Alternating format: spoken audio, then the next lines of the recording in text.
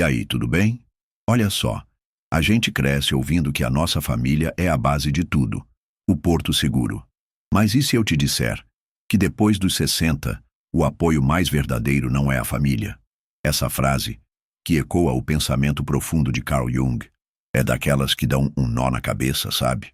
A gente vai desvendar porque a maturidade é um chamado para buscar a nossa própria força e não a dos outros. Se esse papo te interessa, já se inscreve no canal e ativa o sininho para não perder os próximos vídeos, tá? A jornada da alma continua e a gente vai explorá-la juntos.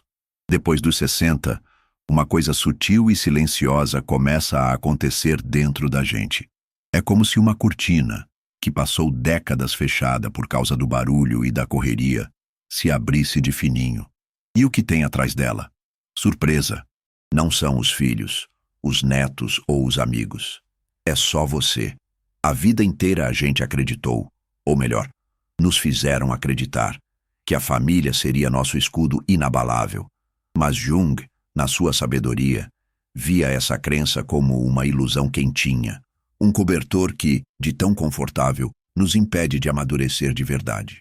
Ele dizia que quando a gente joga nos ombros dos outros a responsabilidade pela nossa alegria e sentido de vida, estamos, na verdade, fugindo do nosso encontro mais fundamental, aquele com o nosso eu de verdade.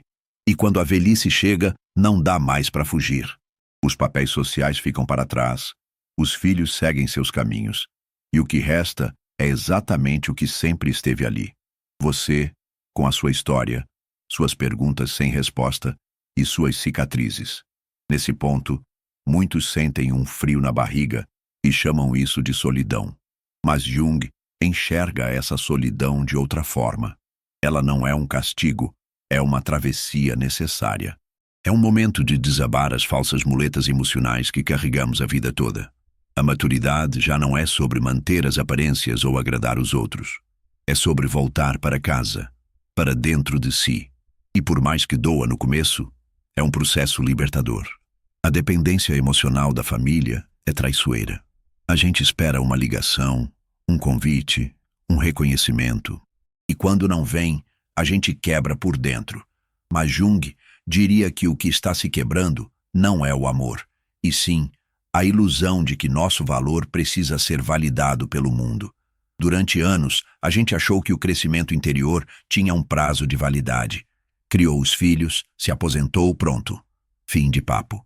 Mas Carl Jung quebrou essa ideia. Ele ensinou que a individuação, o processo de se tornar quem você realmente é, não acaba, nem depois dos 60. Nessa fase, as distrações somem, o barulho lá fora diminui, e o chamado interno se torna ensurdecedor. É a alma que grita, não de dor, mas de urgência espiritual. Como quem diz, agora que você tem tempo, será que pode finalmente olhar para mim? É aí que muitos idosos se encontram num segundo nascimento, um renascimento psicológico, revisitando memórias, entendendo padrões e reencontrando partes de si que ficaram perdidas. O inconsciente, de repente, acorda e chama você para se tornar inteiro. Em toda a mitologia, a gente encontra a figura do velho sábio. Ele não é só um velhinho de barba branca, ele é a personificação do conhecimento que vem da experiência, da dor e da travessia interior.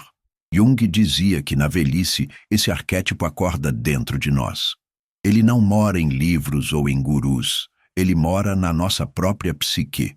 Por isso, tanta gente depois dos 60 começa a ter uma sabedoria natural, uma intuição de que as respostas que buscava lá fora sempre estiveram aqui, no lado de dentro.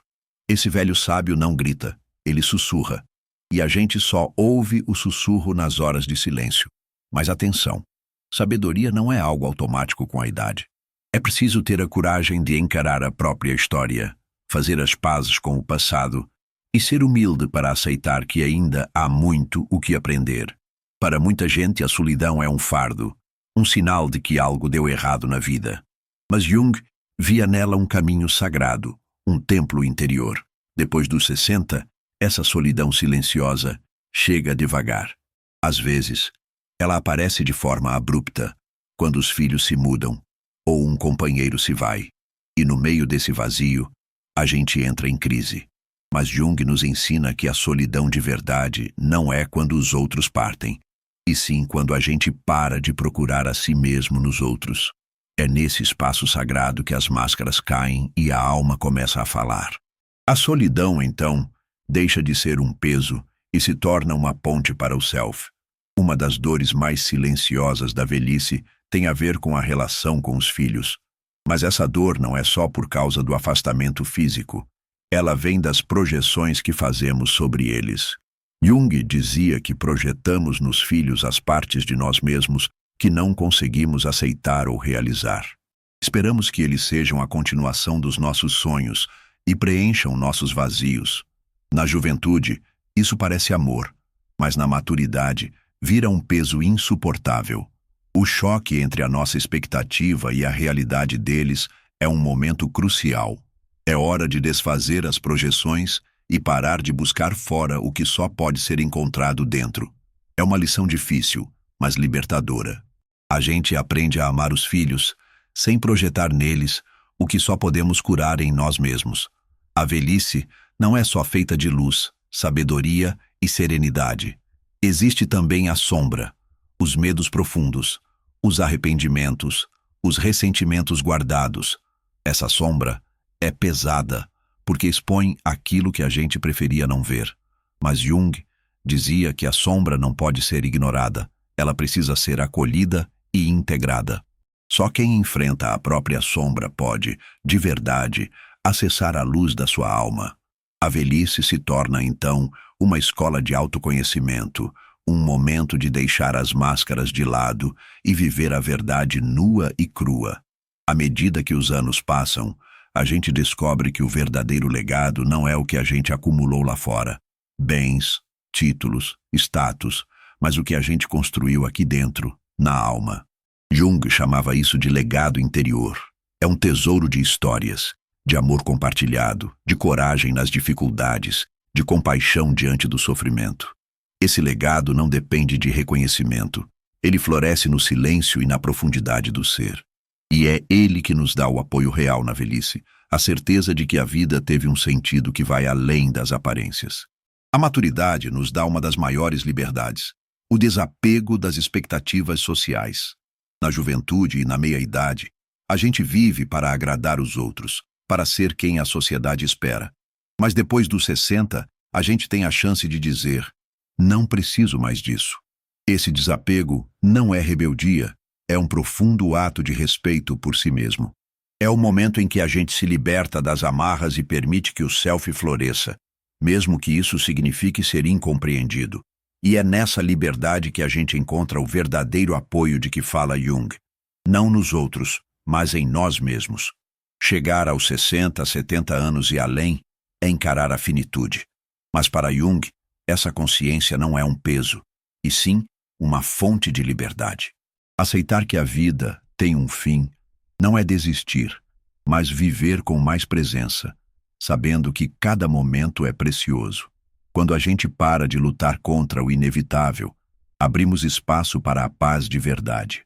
No final das contas, o apoio mais verdadeiro não está na família, mas nessa aceitação serena da própria jornada, que nos liberta do medo e do apego. Puxa, que viagem, né? Jung nos mostra que a maturidade não é o fim, mas a fase mais autêntica e corajosa da nossa vida. É a hora de se tornar o próprio sábio, o próprio refúgio. Agora, me conta nos comentários, qual dessas ideias mexeu mais com você? Deixa um like se este vídeo fez você pensar diferente, se inscreve no canal para que mais pessoas possam fazer essa jornada e não se esqueça de ser sempre a sua própria luz. Até a próxima!